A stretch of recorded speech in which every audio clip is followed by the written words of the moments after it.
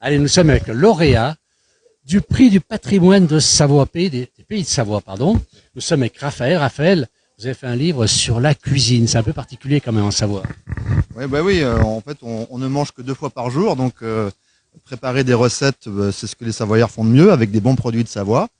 Évidemment, tous les fromages, et puis les viandes comme les dios, et puis les bonnes pommes et poires de Savoie. Alors, des livres de cuisine, il y en a énormément, beaucoup de livres de cuisine. Qu'est-ce qu'il a de particulier? C'est parce que là, c'est particulier. Vous avez un prix, vous êtes deux d'ailleurs pour avoir le prix. Oui. Alors, pourquoi? Qu'est-ce qu'il a de particulier ce livre? Alors ce livre, qu'est-ce qu'il a de particulier?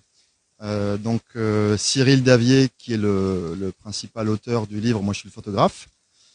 Cyril est chef et dans sa vie, il a beaucoup voyagé. Pourtant, il a que 30 ans, mais il a fait quasiment 50 pays.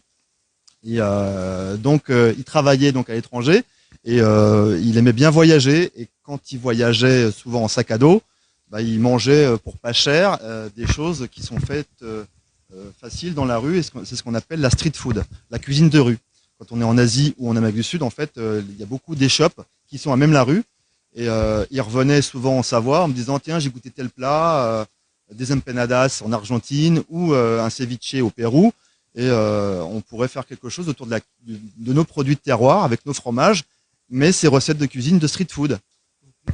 Voilà, ça c'est des quesadillas. Et pour cette recette là ou à l'intérieur? Celle-là en particulier? Non.